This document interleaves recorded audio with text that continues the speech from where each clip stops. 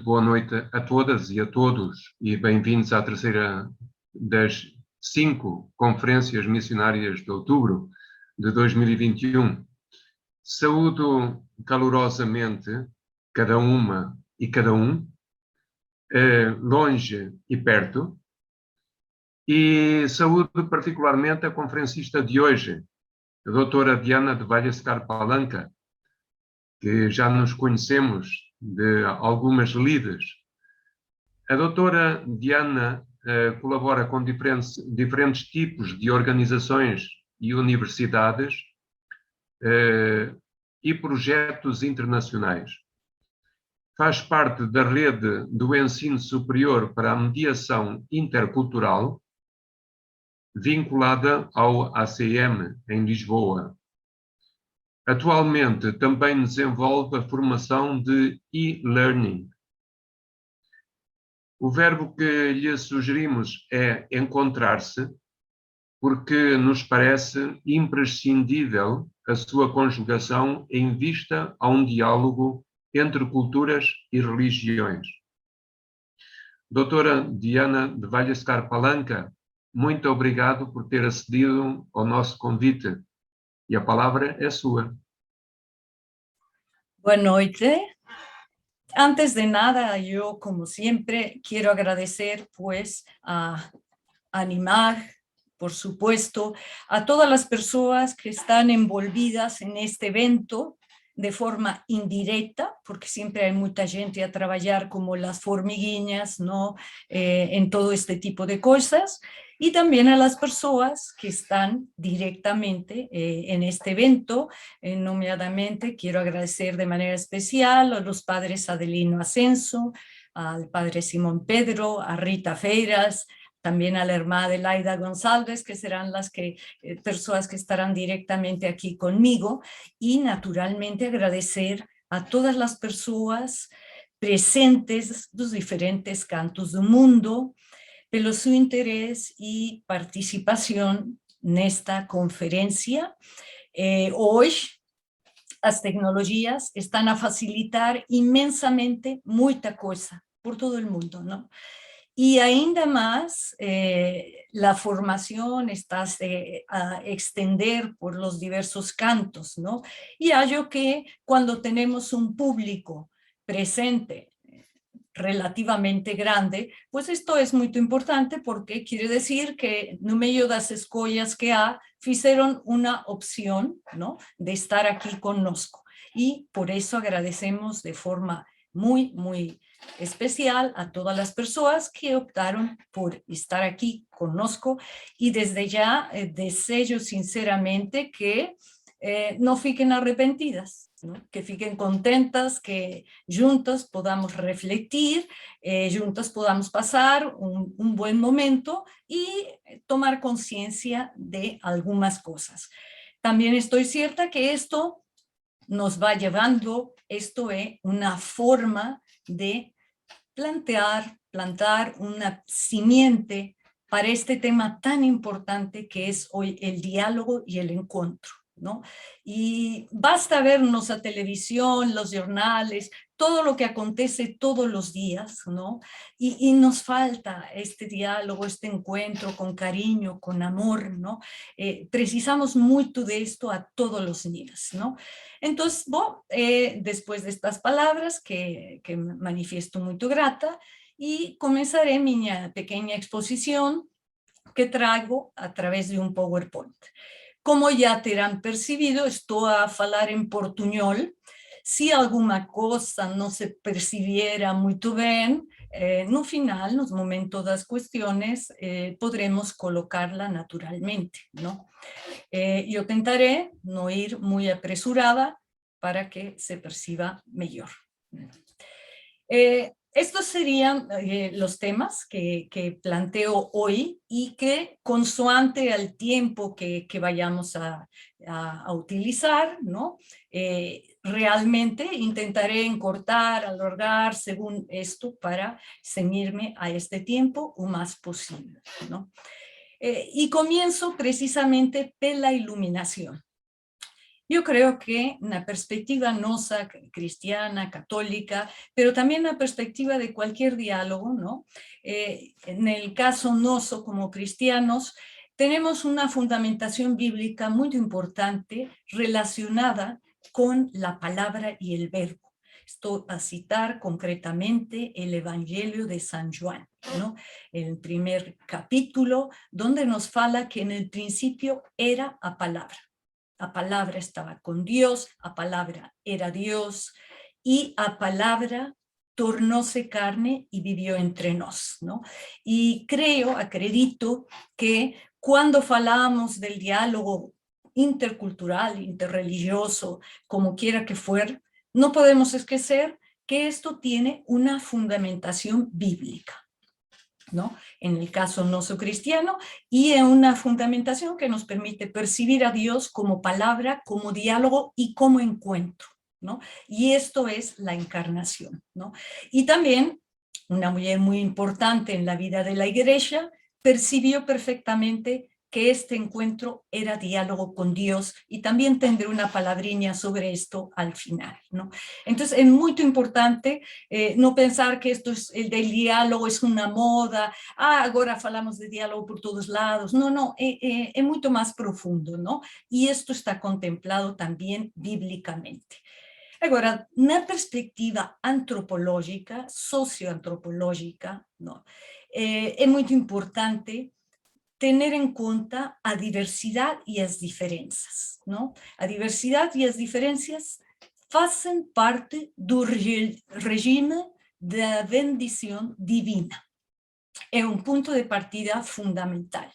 Y tenemos de preguntarnos cómo oyamos y sentimos esa diversidad. No estoy preguntando las ideas que todos conocemos, vamos a acoger, todo este tipo de cosas. La verdad es cómo oyamos y sentimos esa diversidad en nuestras vidas, esa diversidad que está a volta nosa, esa diversidad con la que todos los días interagimos y que también se manifiesta en nuestro propio cuerpo a nivel celular, por ejemplo, ¿no? Y aquí tenemos esta imagen donde cómo oyamos esa diversidad. Y si están a observar, la disposición de la imagen es desnivel, ¿no? Porque históricamente y durante mucho tiempo, toda la diversidad y las diferencias han estado en un nivel subalterno, han estado esquecidas, han estado puestas de lado, han estado holladas con sospecha, con miedo, con temor, y diría hasta condenada. Y esto es muy importante, no podemos esquecer esto, ¿no? Entonces, siempre que falamos del tema del diálogo intercultural, interreligioso, del encuentro cultural, no puede pasar este tema sin que façamos esa revisión primera de noso ollar, ¿sí? Porque nos ollar nos faz, de alguna forma, interagir de determinadas maneras, ¿no? Y si me permiten, quiero traer con vosco una pequeña primera lección que yo recibí desde muy cedo. Si me permiten, es una experiencia personal, mas fue muy marcante en mi vida. A primera lección sobre el diálogo interreligioso e intercultural a recibí de mi mãe, de origen chinesa, española y filipina.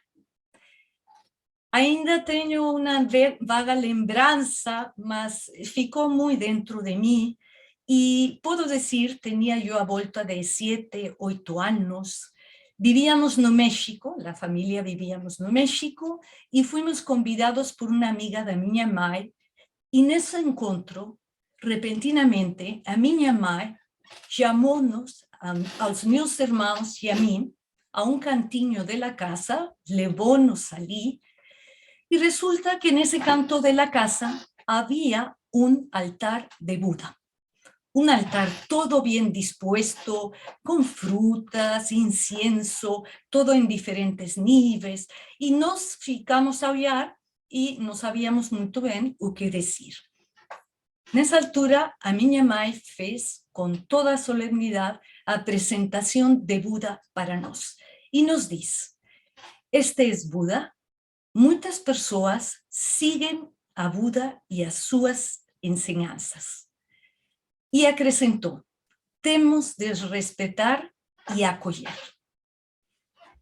A minha mãe foi criada, e devo dizer, na fé católica, devota, mas formou-se também na escola chinesa. Por eso, às vezes, iba diciendo cosas que parecían más bien de lo chino que de lo católico, ¿no? Mas también esta inspiración de ella no la dejaba de lado das misas. Mi mamá era muy devota, iba a muchas misas, visitas frecuentes al Cristo, del cual era muy devota, a colocar veliñas a la Santa Rita de Casia, abogada de las causas imposibles, todo esto, y yo la acompañaba, ¿no? Entonces, era interesante ver que mi mamá, por un lado, vivía la experiencia interreligiosa e intercultural sin dejar de sentirse profundamente católica. Sí, esto es muy importante. Y también, na minha casa venían todo tipo de personas, ¿no? Inclusive en la época en que había la China comunista, na minha casa vieron a comer muchos chinos comunistas, etc. Y también mormones. A minha mãe comentaba de estos jóvenes mormones.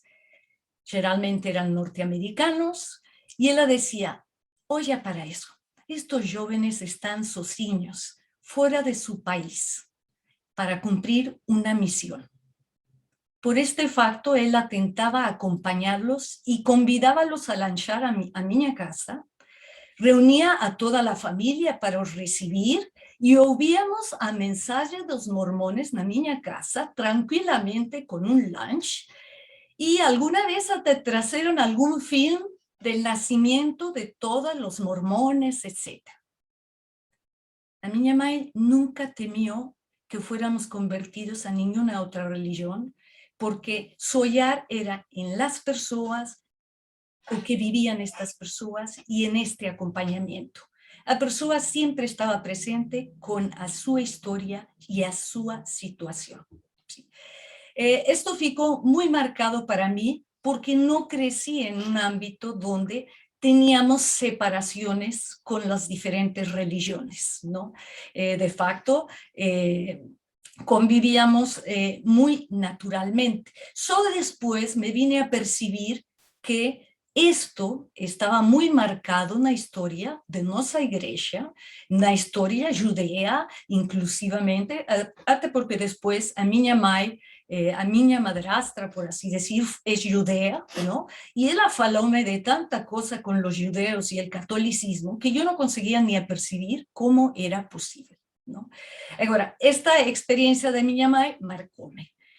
Hoy pidieronme falar del diálogo, del encuentro, y cuando pensaba en la preparación de este tema, me veio a la cabeza la imagen de estas ondas del mar, ¿no? Y pensé, no final, o diálogo y el encuentro están íntimamente vinculados, ¿no? El mar y la onda están juntos, no los podemos separar. Este dinamismo que significa que uno no se puede dar sin el otro. Si hay un diálogo profundo, se da un encuentro. Y si hay un encuentro, es porque se ha dado un diálogo profundo, ¿no? Y en este camino interreligioso, intercultural, tendríamos que enfocarnos en ese diálogo y en ese encuentro, y como diría Raymond Panikkar, más do que una concepción teórica del diálogo, ¿sí? Y hay muchas personas que lo están a vivir así. Será muy importante visualizar este diálogo, y para esto falaré que muchas veces cuando oso falar de diálogo, debo confesar que muchas veces siento que la palabra diálogo está gasta, ha sido utilizado de todo lado en el escenario actual, y muchas de las veces también en una palabra políticamente correcta. Nos dicen vamos a dialogar, mas en la práctica ya se llega con un plano, ya se llega con una serie de soluciones que son impingidas, impuestas, como ustedes quisieran llamar, pero nos dicen que vamos a dialogar, ¿no? También podemos hablar, decimos, del diálogo, y también a veces se confunde con las simples conversas o falas de café. Cuidado, yo gusto mucho del café y del portugués. Más distingo entre una fala de café de un diálogo profundo, de un diálogo marcante y transformante de nuestra vida, ¿no? Después de todo, lémbrense que los papagayos también falan, mas no sé si dialogan, más falan, ¿no? Entonces es importante apercibirnos estas distinciones para nuestras formas de diálogo. Y ahora, preguntémonos, ¿cómo dialogamos? ¿Conversas de café? ¿Como los papagayos? ¿O decimos que vamos a dialogar, pero llegamos con la agenda oculta, que luego es impuesta, ¿no? Importante, esto tiene que pasar de las nuestras vidas, ¿no? Voy a entrar entonces a dos tipos de diálogo que mi profesor Raymond Panikkar, que fue de los precursores del diálogo intercultural e interreligioso, ¿no? Él falaría de dos tipos de diálogo que conocemos con los nombres de diálogo dialéctico y dialogal o duologal, que son las versiones que él conceptualizó, ¿no? Es importante, el diálogo dialéctico es una área de disputa intelectual, ¿no? Donde hay que buscar razones, equívocos de los interlocutores, donde no tiene razón, para, como si fuera un juego de esgrima, vencerlo. Touché, acabó, ¿no? En este diálogo, cualquiera de las ideas o perspectivas van a ser combatidas. Es un diálogo que es más similar a un arma, ¿no? A un arma que se va a utilizar para atingir una victoria sobre personas, sobre grupos, sobre ideas, sobre proyectos y para justificar todo tipo de soluciones, ¿no? Entonces, el diálogo dialéctico es un diálogo que se prepara el campo de batalla.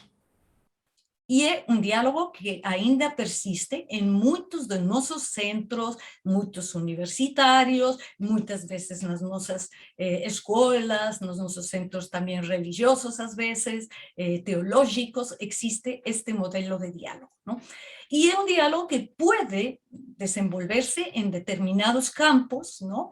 Pero no puede ser el diálogo habitual y tampoco puede ser el diálogo para entrar en diálogo intercultural e interreligioso. Porque con las ideas no llegamos a ningún lado, ¿sí? Con las ideas no nos encontramos, ¿sí? Esto es importante, nos encontramos con las personas, ¿no? Y entonces es muy importante considerar esto. Es importante el diálogo dialogal, del que fala Raymond Panikkar, que no tiene ninguna intención de convencer a ninguém, mas sí de comprender a otra persona, de comprenderlo como él mismo se comprende así, esto es muy importante, y dejarse enriquecer. No es, fico caladinho, preparo la artillería y después respondo. No, es tentar percibir desde dónde está falando la otra persona, cuál es su percurso, por qué dice lo que dice, ¿no? Y esto es muy diferente a esperar a ver cuándo dice algo incorrecto o fala de forma incorrecta o no propia a mi lengua dominante. Sí, puede haber muchas formas, ¿no?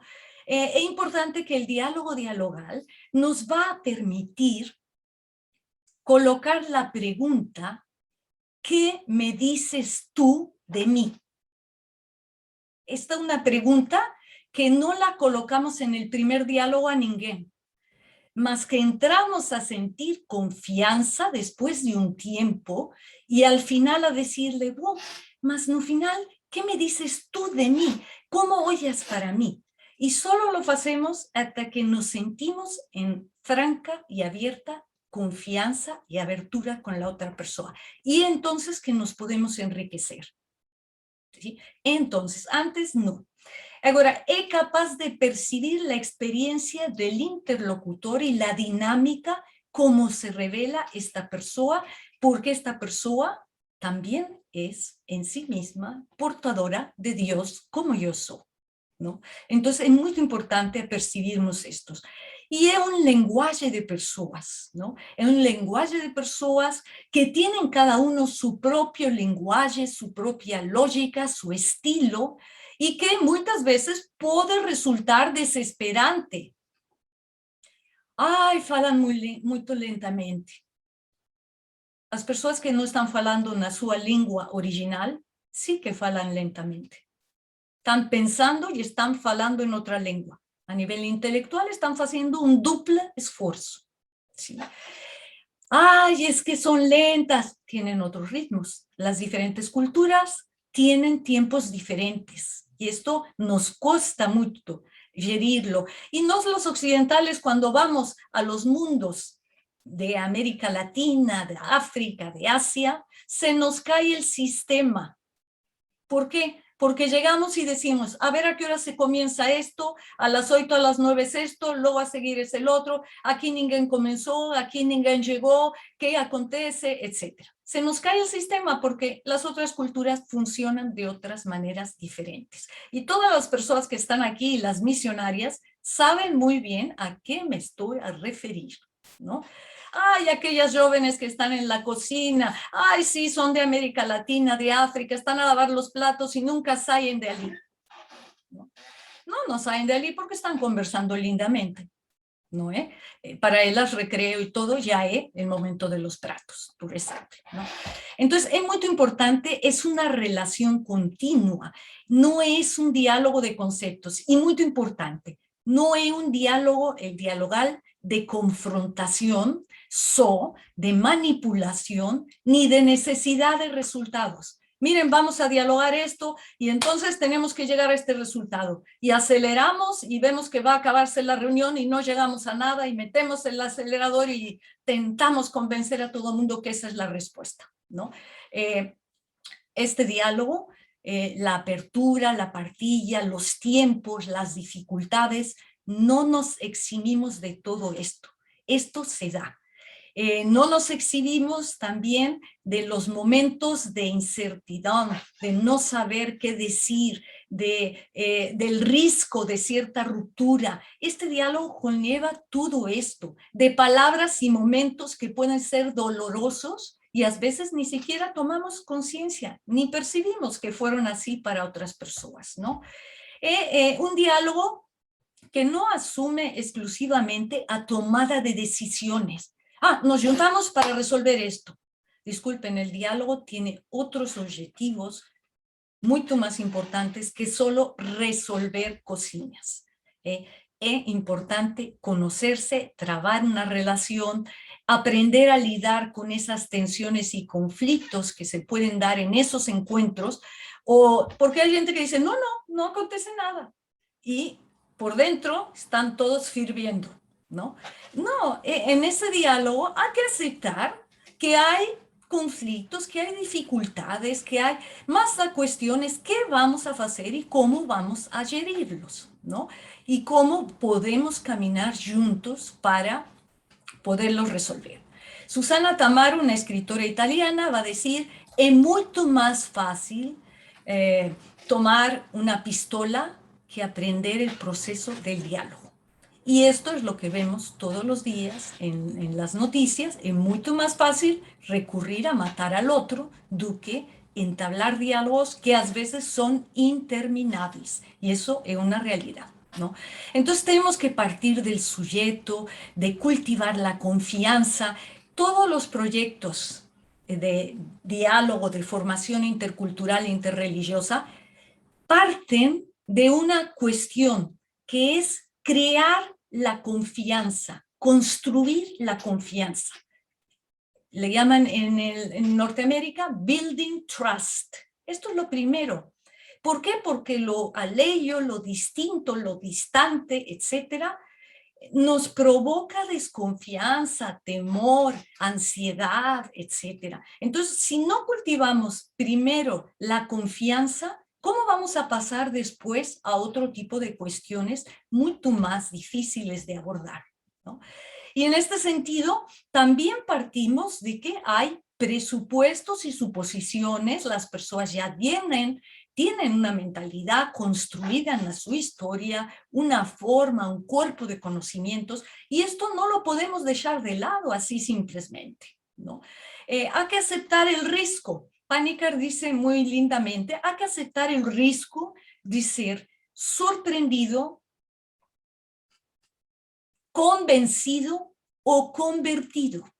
¿Sí? Esto quiere decir que muchas veces hay cuestiones que nos sorprenden terriblemente, que nos convencen incluso, ¿no? Que pueden ser más prácticas, funcionales, y todos los misionarios, y yo tengo mucha experiencia de trabajo y también tuve de trabajo en misiones, sabemos lo que aprendemos con otras culturas, con otros sistemas, y sabemos que también en un primer momento nos sorprendieron enormemente, ¿no?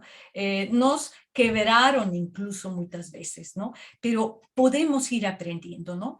Y una cuestión que yo trabajé mucho es que hay que procurar la verdad y el conocimiento. El diálogo es para conocerse, no es para resolver exclusivamente situaciones, ¿no? Queremos resolver situaciones sin conocernos. Yo creo que estamos pasando al segundo plano, es que siendo el primero. Necesitamos preparación para el diálogo. Y yo estoy bien sorprendida porque ainda no encontré escuelas que enseñen una cadera, una disciplina de diálogo.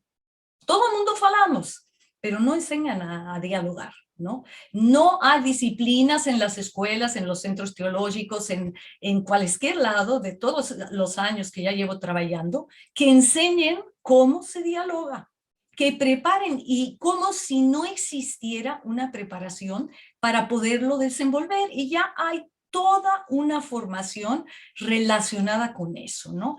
Entonces es importante, yo diría en esta primera parte, piensen qué tipo de diálogos les gusta practicar. Todos en alguna medida, y tenemos que ser sinceros, ¿no? Practicamos el diálogo de artillería, ¿no? Ay, voy a decirle las 4, y la verdad es que nos sentimos tranquilos después muchas veces, ¿no? Tenemos que ser sinceros, ¿no? Más tenemos también que avanzar en un diálogo dialogal, ¿no? De conocimiento, de ver qué aprendí de esta persona y de esta situación. Y un ejemplo muy práctico es cuando nos vamos a un restaurante, ninguém comienza el almuerzo con el plato más fuerte. ¿Cómo comenzamos un almuerzo? Un petisco por aquí, un entrante por aquí, nos vamos preparando para el plato fuerte. Sorprendentemente, para tratar cuestiones muy serias, no hay cualquier preparación y entramos directamente al asunto, ¿no? Yo creo que esto delata esta falta todavía de preparación y de diálogo. Rápidamente paso a lo que sería la metáfora de los modelos que plantea Raymond Panikkar. Y Raymond Panikkar fala de estos modelos como metáforas raíz, ¿no?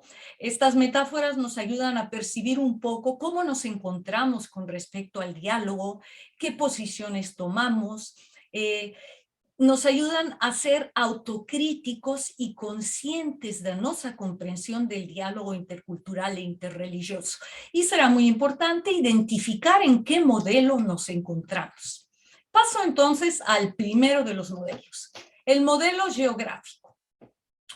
Este modelo geográfico, dice Raymond Panikkar, menciona que hay varios caminos que conducen a Okume.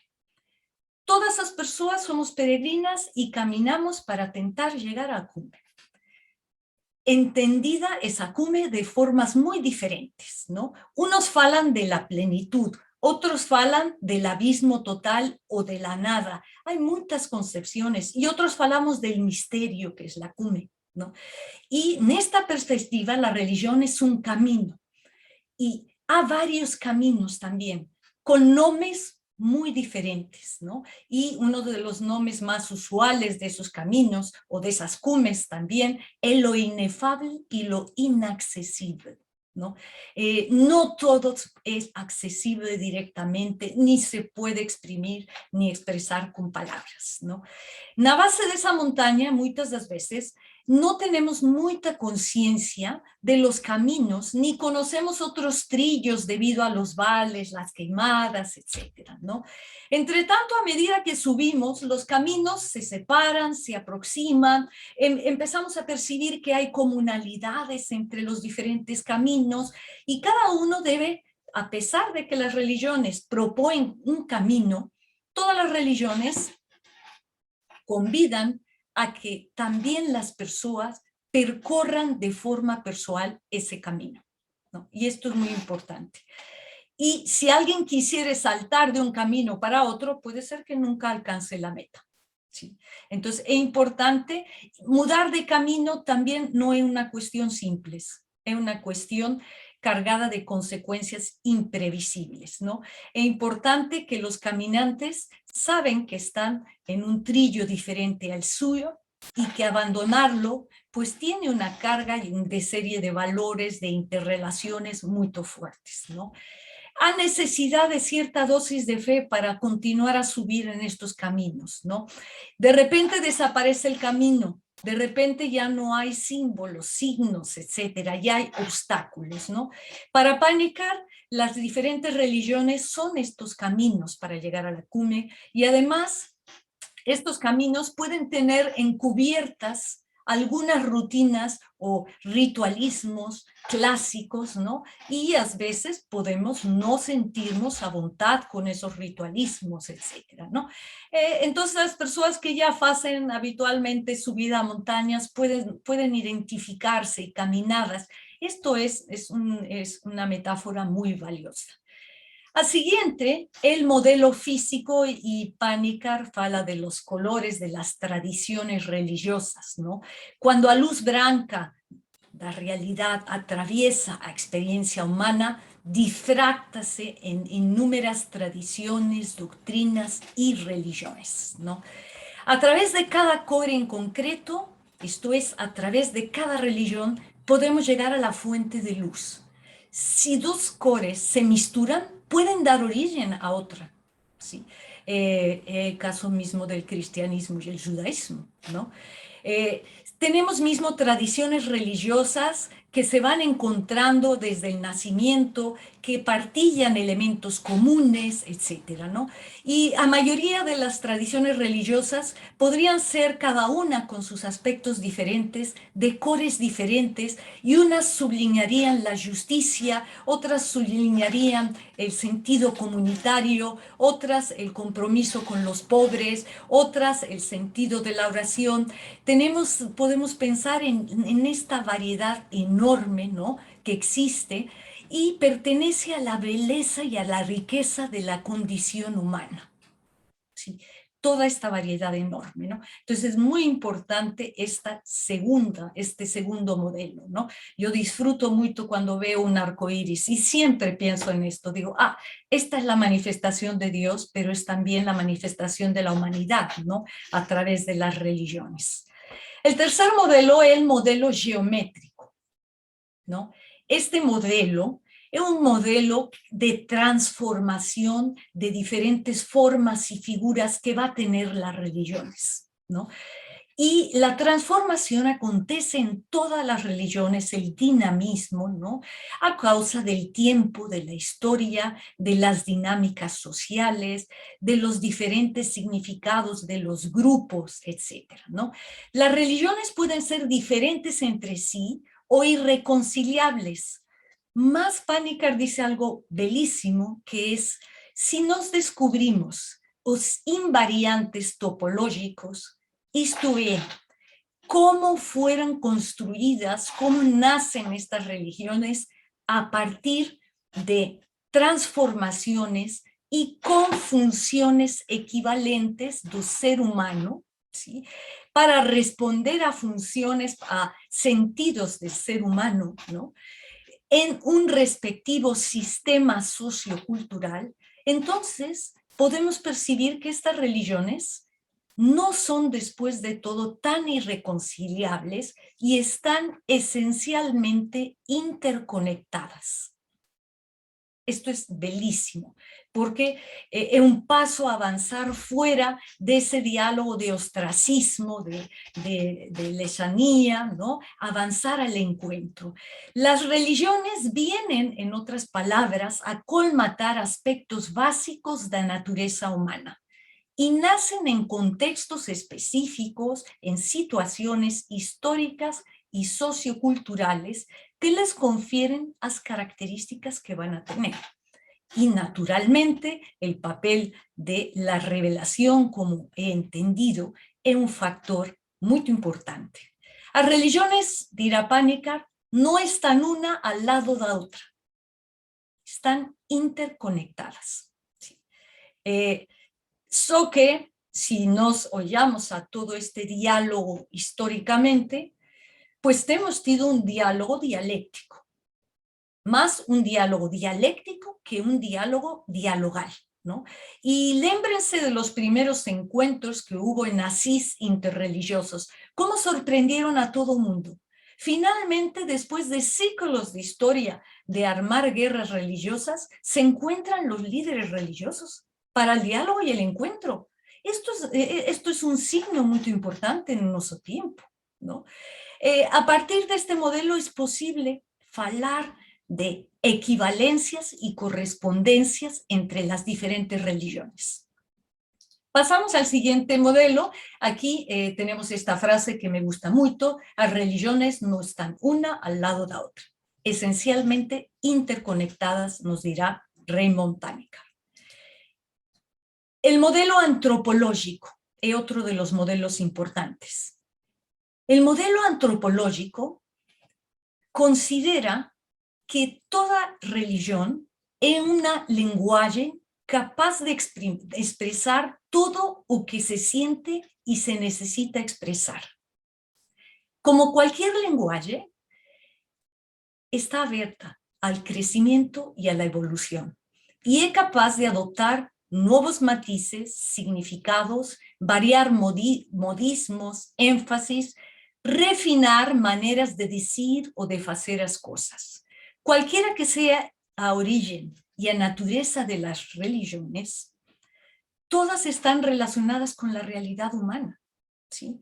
Y portan unas y otras esta realidad, son coextensivas al ser humano y a través del lenguaje.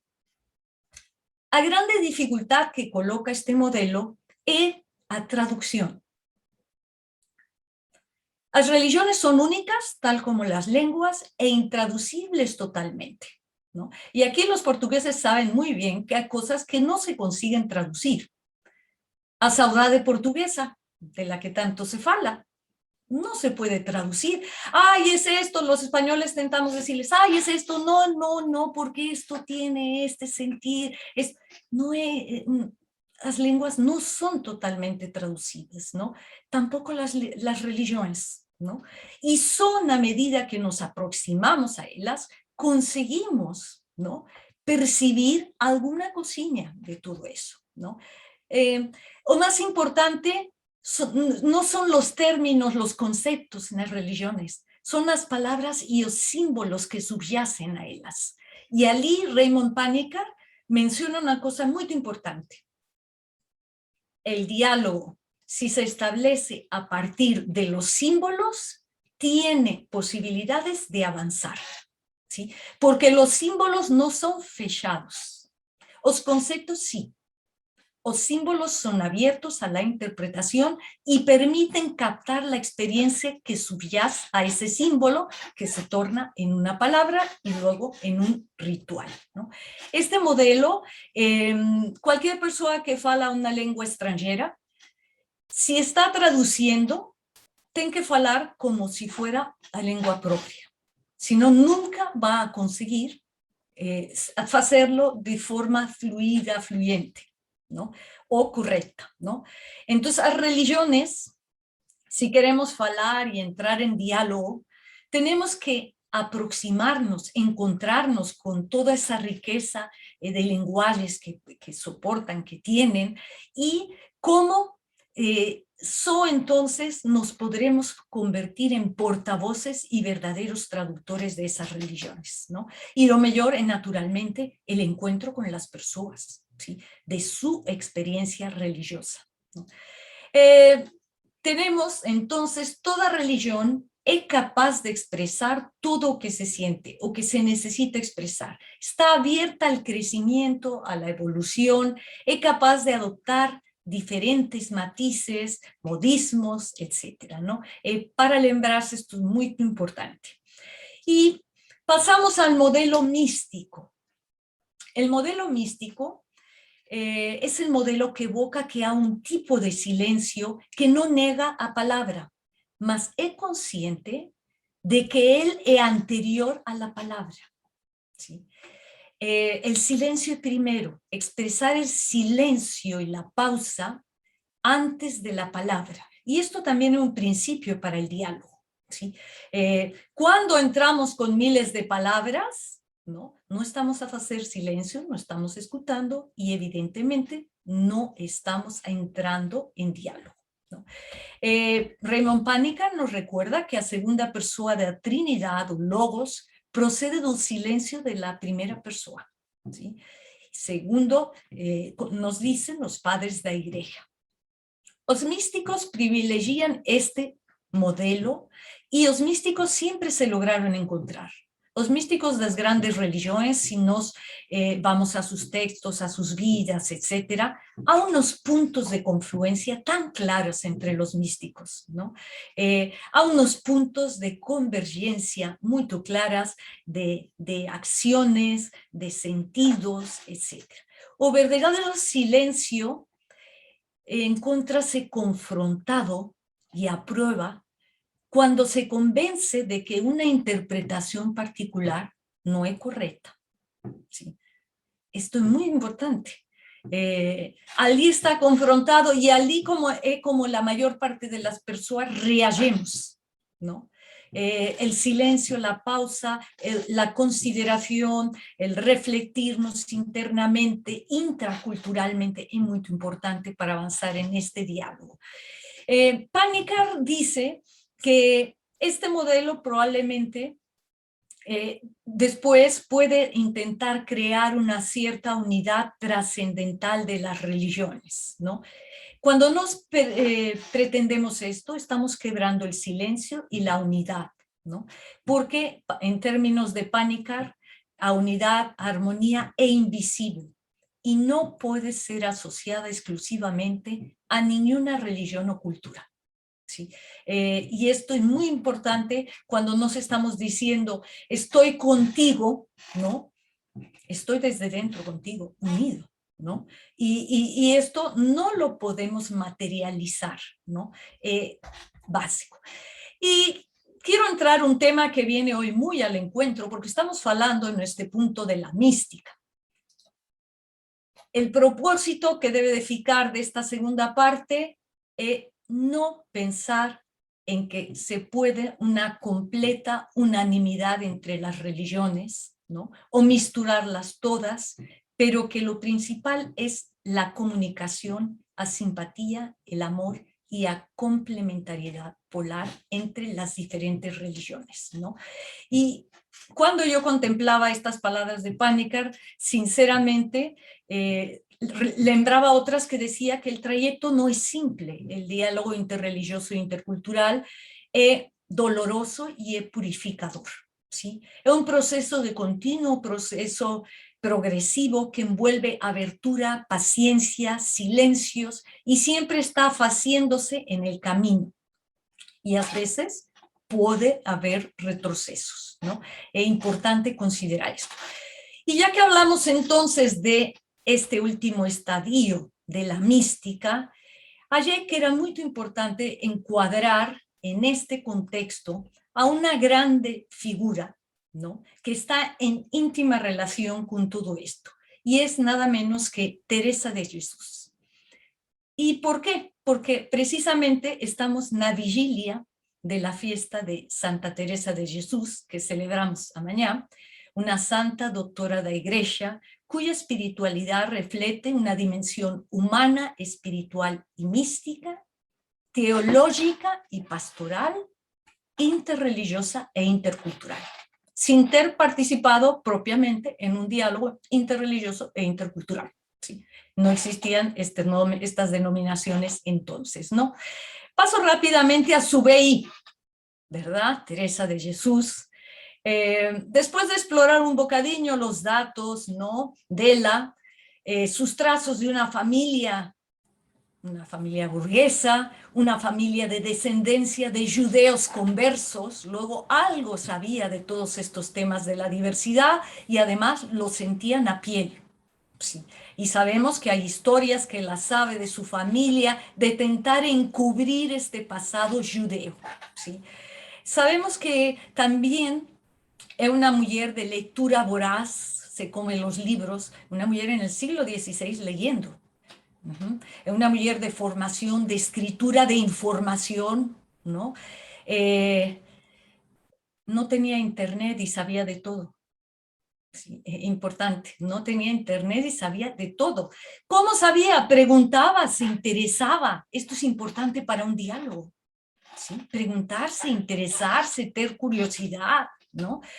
Una mujer fuerte, corajosa, reivindica la libertad, la autonomía, la subjetividad, mucho antes que Descartes. Disculpen con Descartes, ¿verdad? Ya él está reivindicando un camino de subjetividad y de autonomía. Amiga do amor y do encuentro, da amistad que transforma la vida.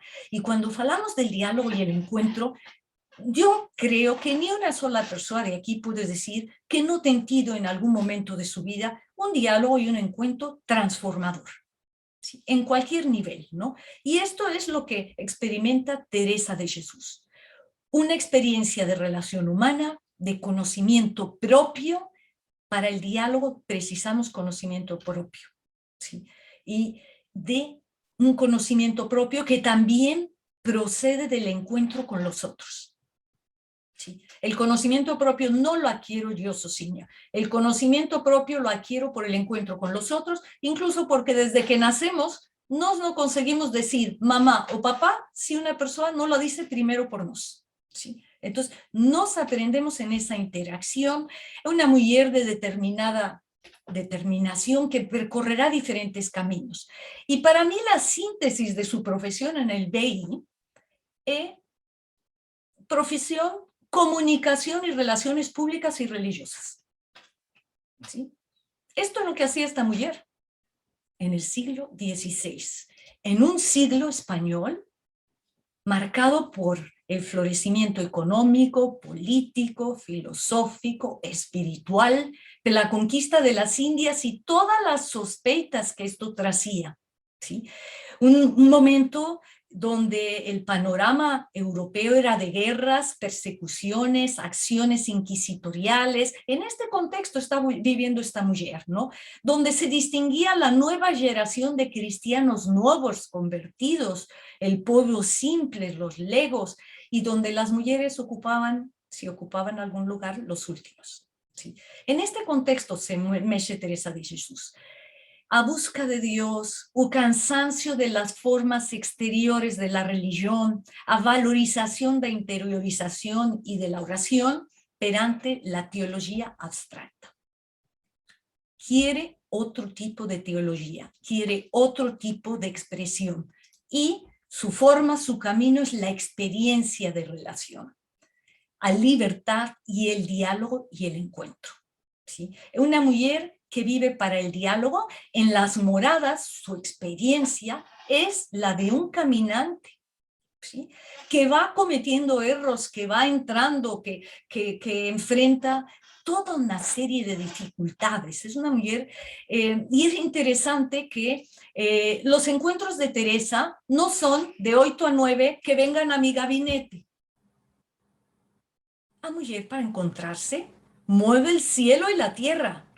No hay convoyo de alta velocidad en aquella altura y está percorriendo toda España. ¿Sí? Es una mujer que hace del diálogo y la relación opción vital, ¿no? Padroera de los escritores, tampoco tenía internet, pero Se conoce que ha escrito 468 cartas para se comunicar y dialogar y dar consejos y acompañar y todo esto. 468. Yo no sé si alguna de nos aquí ya escribió tantas. Esta mujer lo hace en el siglo XVI, ¿no? No tiene internet ni TikTok. Y paralelo de eso, vamos a ver que es una mujer que dialoga con la cultura de su tiempo. No margina la cultura, se encapsula, se isola, no quiero saber de todo esto, que está así, así. Es una mujer que se informa, sabe lo que se vive en todos los lugares, está preocupada, dolida, tendor por las guerras, por los indios de América, por las cosas que están a vivir, pero está decidida a hacer lo que ella puder, ¿no? Y es muy importante que en este sentido va a establecer la otra dimensión del diálogo inter e intrapersonal, que la lleva a percorrer toda España. Va a crear 17 conventos, va a fundar 17 conventos femeninos, 16 monasterios masculinos, atraviesa las fronteras, viaja por toda España, Andalucía, será extranjera y peregrina en las diferentes tierras. Y en estos viajes le toca encontrarse con gente pobre, con nobles, con comerciantes, con banqueros, con militares, con carteros, con guardas de su majestad, con negociantes de gado, con personas que regresaban de América, con eruditos, con clérigos. Su dimensión del diálogo y del encuentro no tiene fronteras. ¿Sí? Y es una mujer, y estamos a hablar del siglo XVI, ¿no? Yo me pregunto, ¿cómo son nuestros diálogos? ¿Hasta dónde llegan? ¿Sí? ¿Qué conseguimos decir? Todo esto y trata desde las cuestiones más profundas hasta las cuestiones más simples, ¿no? De los arreglos, las cocinas, etcétera, ¿no? Esta mujer también se relaciona, tiene un diálogo intraeclesial con los diferentes estamentos de la iglesia. Fala con capelanes, padres, obispos, provinciales, religiosos de antiguas y nuevas órdenes, misionarios, reformadores, frades, con la curia romana, con el general de la orden, con todo el séquito del general, con clérigos, con ermitas de corte. No tiene límites, ni siquiera tampoco en su diálogo y el encuentro eclesial. Fala además con todas las clases de leigos acostumbradas y de freiras acostumbradas a la vida comunitaria, a la observancia, las melancólicas, las perdidas, las joviales, las extravagantes, como la princesa de Éboli y a famosa freira eremita Catalina de Cardona. No tiene límite su diálogo intracultural, intraeclesial, tampoco con los diversos estamentos, ¿no? Entonces es muy importante que Teresa no se comprende sozinha. Teresa se crea en la interacción, en la relación y el diálogo. Y algunas, para ir fechando, intuiciones de Teresa de Jesús a vuelta del diálogo, ¿sí? Y he retomado un conjunto de frases que nos ayudan a percibir cómo percibe el diálogo. A una idea incipiente del pluralismo. Dios conduce a las almas por muchos caminos y medios. ¿Se lembra de la primera metáfora de Raymond Panica, ¿no? Los caminos para subir a la montaña, a la cumbre, etcétera, ¿no? De la diversidad y las diferencias dirá nada más ni nada menos: poderoso es el Señor para enriquecer a las almas de muchas maneras y lévalas a estas últimas habitaciones, está en el contexto de las moradas, y no por este atallo. Dios sabe por dónde puede llevar a las almas y a las personas, y por qué a veces medimos con baremos tan estrechos, ¿no? Toda esta amplitud. Nos falta fe en la obra de Dios, ¿no? Que está por detrás de todo esto, ¿no? Tendrán el diálogo y el encuentro. Vean lo que les va a decir a sus hermanas, ¿no? Y esto es muy importante. Cuantos más santas fueran, tanto más conversables con las hermanas, ¿no? esto es para el diálogo interreligioso e intercultural. Si un diálogo no es de personas conversables entre ellas, yo no sé de qué están conversando en el diálogo interreligioso. ¿Sí? ¿De qué fe estamos a hablar de unas religiones y de otras? ¿Sí? ¿Estamos en un diálogo de teología abstracta o estamos en un diálogo del encuentro para nos acompañar, para nos iluminar, para nos apoyar, acoger, para crear un mundo de mayor armonía, ¿no? Para aprovechar al máximo este camino, es subir as moradas que deseamos, no es una cuestión de pensar mucho, mas de amar mucho. ¿Sí? Esto lo dirá en las moradas cuartas, ¿no? O sea, si en los diálogos interreligiosos e interculturales exclusivamente estamos a pensar en conceptos, ¿no? No vamos a avanzar mucho porque estos diálogos son feitos de personas, de carne y hueso, ¿no? Que tienen una historia. Y allí, en un encuentro há unos años, lembro-me de una persona decir una cosa muy interesante. Cuando las cosas que nos dicen nos sorprenden, nos chocan, nos dejan desestabilizados, ¿cómo abordar esto? Y ella decía, hay que preguntar, ¿y tú cómo llegaste a pensar en eso? Es una pregunta muy importante. ¿Cómo llegaste a acreditar en esto? ¿Qué te fez pensar en esto? ¿Por qué? Porque cuando nos preguntamos, en nuestra forma habitual, esto está, como hacemos en la escuela, ¿verdad? Falso, verdadero, ¿no? Y así vamos por la vida, ¿no? Cuando estamos diciéndole a la otra persona, ¿y tú cómo llegaste a esto? ¿Qué fue lo que te fez pensar en esto, mudar, etcétera? ¿Cómo llegaste a esto?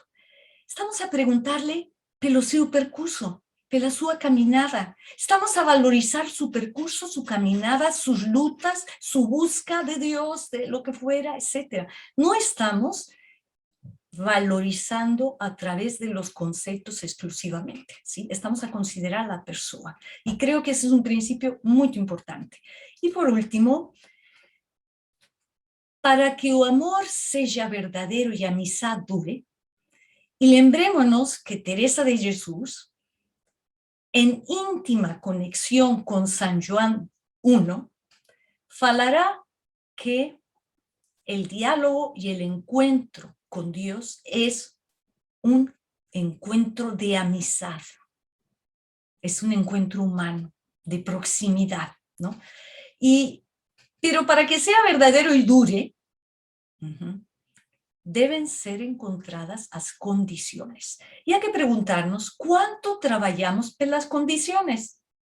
Pensamos que el diálogo y el encuentro es como los computadores, on, off, encendido y apagado, punto.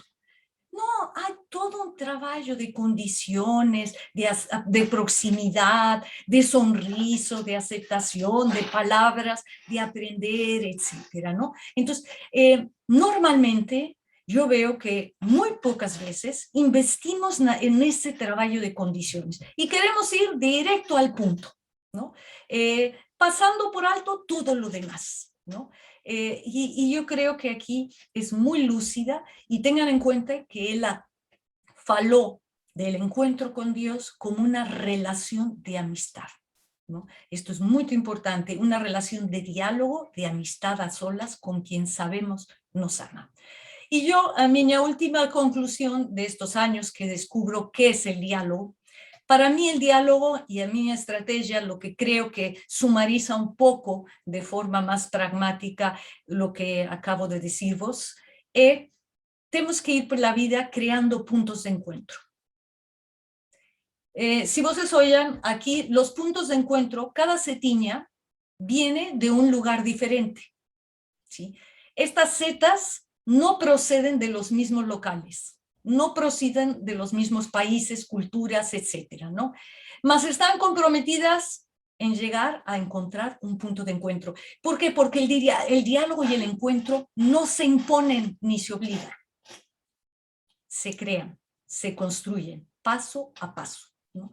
Entonces, cuando nos comprometemos en puntos de encuentro, estamos asumiendo la vulnerabilidad que tenemos, la imposibilidad de nos acertarnos, unificarnos totalmente en todo, porque en definitiva ese no es el objetivo del diálogo, ¿no? Pero estamos aceptando el compromiso paso a paso de hacer caminadas de encuentro y de decir, ahora nos podemos encontrar aquí, ahora nos podemos encontrar en este otro local, y poco a poco estamos trazando el camino y la vereda, ¿sí? Entonces, en este sentido, yo hallo que trabajar por el diálogo es trabajar también de los puntos de encuentro. Muito obrigada. Muito obrigada, Padre Simão, muito obrigada pela sua comunicação também. Eu vou perguntar assim um pouco mais devagar umas 3 questões que me chegaram. Uma é, acha que a Igreja Católica arrisca no diálogo com a cultura do seu tempo, na atualidade? Eu pienso que arrisca poco, ¿no? Mas va haciendo una caminada. Yo no creo que existe el todo o el nada, ¿no? Yo creo que es una forma muy injusta, ¿no? De valorizar la realidad, las personas, los esfuerzos, ¿no? Yo creo que sí que yo diría que hay sectores de la iglesia que están haciendo esfuerzos, ¿no? Y aquí tenemos uno, ¿no? Este mismo evento en línea, ¿no? Es muy importante y es un esfuerzo que se está a hacer y es algo que como se está dando allí en el mundo, ¿no? Pues también la vida religiosa, misionaria, etcétera, ha entrado en este tipo de iniciativas de internet, etcétera. Ahí tenemos un ejemplo de un cierto avance, ¿no? Ahora, de que podríamos querer un avance un poco más pronunciado, tal vez, eso, en algunos ámbitos, evidentemente que sí, ¿no? Ahora, los avances son procesos, ¿no? Envuelven personas, procesos, historias, mayores y menores aberturas, momentos, ¿no? Para poder dar el paso, y es complejo valorizar así, ¿no? Pero personalmente sí creo que hay algunos avances, personalmente gustaría ver, como mucha gente, mayores avances también, ¿no? Pero no por eso puedo dejar de valorizar lo que sí están haciendo algunos sectores, ¿no? Porque por pequeño o a veces invisible que sea, para una población, hay gente que está poniendo su energía, su vida, etcétera. Entonces no podemos decir, ¿no? No está a ver ningún avance, está a ver, ¿no? Ahora, que después en otros niveles y sectores desearíamos, pues evidentemente sí. Muito obrigada. Falou também que o diálogo com a cultura implica um discernimento constante sobre o que está ou não de acordo com o Evangelho, com a mensagem de justiça, amor e paz. E a questão é, de que forma é que, para si, o Evangelho é promotor do diálogo perante a ponte de encontro entre nós? Yo pienso que evidentemente el Evangelio, ¿no? Desde el Evangelio leído desde esa experiencia de partida y de encuentro, ¿no? Ten mucho que decirnos y mucho para nos iluminar en ese encuentro y en ese diálogo, ¿no? Ahora, no podemos esquecer que también en un momento que falamos del Evangelio, siempre existieron os evangelios, ¿no? Había audiencias diversas, ¿no? Y tuvieron de adecuarse, tuvieron conflictos, tuvieron dificultades, ¿no? Y entonces, en ese sentido, es natural que también exista entre nos, ¿no? Ahora, o que yo creo que no podemos desistir es del compromiso por el diálogo y el encuentro, porque este es el mensaje de Dios para nosotros, ¿no? O sea, y yo creo que allí, o sea, tendremos que ser más creativos, ¿no? Yo cuando pienso en la figura de Teresa, que es esta mujer que he trabajado mucho también y que admiro mucho, y como varias místicas, ¿no? Sinceramente, veo que a ellas no les dieron el manual de instrucciones para hacer lo que hicieron, ¿no? No tenía nave, no tenían internet, tren de alta velocidad, nada de todo esto, y las mujeres saltaron al ruedo y vieron cómo y encontraron caminos y esto, ¿no? Ahora, todas estas mujeres no hicieron un diálogo de gabinete. El diálogo lo hicieron como los griegos antiguos en la plaza del mercado, etcétera, ¿no? En la rúa, etcétera, ¿no? Entonces, también el Evangelio nos puede ir iluminando en los diferentes momentos, ¿no? Y el discernimiento es importante, sin duda, ¿no? Muito obrigada pela sua comunicação. Passo a palavra ao Padre Simão. Obrigada. Muito obrigado por estas perguntas. Caríssima amiga Diana Palanca, tem chegado muitas mensagens. Houve até alguém que escreveu Mayala. Eu desconfio que seja um dos obrigados, uma das línguas que quer dizer obrigado, que falta no seu quadro. Pues tenemos que completar nuestro cuadro, evidentemente, sí, eso es. Se calhar, quando a gente mandar a gravação desta conferência, podemos pedir às pessoas para completar o obrigado y vamos. Eso será muy interesante, eso será una iniciativa muy linda, ¿no? De podernos, hasta porque una de las cosas de las cuales acabo de escribir y en mis redes sociales y eso, es que hay que comenzar en las redes sociales también, pero obrigado. Es importante humanizar esos medios, ¿no? Estos medios donde estamos a entrar, hay que humanizarlos también, y hay que decir obrigado, y hay que agradecer lo que recibimos a través de esos medios, etcétera, ¿no? Entonces, si las tenemos en muchas lenguas, yo acho que será muy interesante, ¿no? Certo, muito bem. Então nós chegamos agora a este momento, eu estava-me a esquecer de um momento sim, que tínhamos pedido também, o despecho com arte. Yo apenas retomé aquí gustaría de que hiciéramos primero un pequeño momento de silencio personal, ¿no? Donde nos colocáramos primero esa lembranza de nuestros diálogos y encuentros transformadores en nuestra vida, ¿no? Aquellos que nos mudaron, aquellas personas significativas que estuvieron perto de nos, ¿no? Aquellas personas que hicieron grande de la nuestra evolución, crecimiento, una contribución. Entonces, un primer momento de silencio por esos diálogos y esas palabras y esos encuentros que hemos recibido, que pasan que estemos aquí hoy, ¿no? Acompañado de este obrigada primero. Vamos a dejar unos minutinhos y después pasaré a otra cuestión.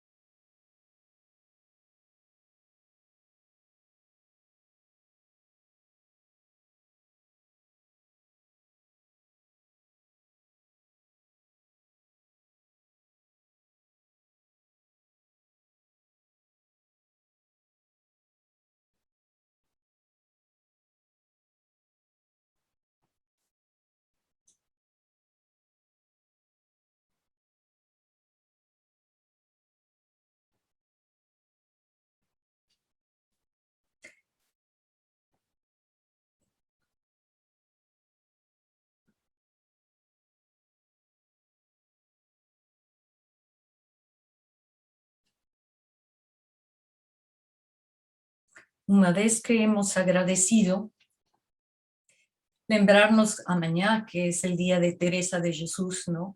Que ella nos transmita esa energía, ese sentido de diálogo, de amistad con Dios, de proximidad con Dios y con las personas, todas que están a nuestra vuelta, que nos enseñe a amar, a aproximarnos, que nos enseñe a un encuentro de salida, y no de los que vengan a mí, ¿no? Sino de salida a los demás, ¿no? Lembrarnos de esta grande mujer, ¿no? Y por último tengo esta pequeña oración que voy a leer, ¿no? Que es de la Asamblea de Rabinos de las Sinagogas de la Reforma de Gran Bretaña, ¿no? En su libro de oraciones dice lo siguiente: no que partillamos, vellamos a oración común da humanidad. naquilo em que divergimos, preguntémonos sobre a liberdade do ser humano. Na nossa unidade e nas nossas diferenças, deixemos conhecer a singularidade que é Deus. Que assim seja. Muito bem, muito obrigado por este desfecho com arte. Sendo assim, nós queremos agradecer à professora Diana Palanca e a todos uma palavrinha do nosso padre Adelino também. Muito obrigado. Eu poderia então acrescer uma palavra, um obrigado, não sei se está lá na lista, mas arigato. Sim. Arigato gozaimasu. Muito obrigado por este encontro tão rico em que começou precisamente pela experiência pessoal e tudo parte precisamente desse ponto da experiência pessoal, depois entrando no dialogal do Panikkar, que me impressionou bastante. Esse diálogo em que não há uma tentativa de convencer, mas sim uma tentativa de se fazer um com o outro. Depois desaguou em Santa Teresa, mas que coincidência feliz o estarmos precisamente na véspera. E essa grande mulher que sentia Deus entre os tachos e que nos deixou uma mensagem muito forte. E, finalmente, uma frase que disse logo no final, mesmo já no final: trabalhar pelo diálogo é trabalhar pelos pontos de encontro. Sim, eu penso que são esses pontos de encontro que nos vão alimentando mutuamente e que nos vão dando alento para caminharmos e para irmos ao encontro do diferente. Precisamente construindo pontos de encontro e pontes para o encontro. Muito obrigado. Arigatou gozaimasu.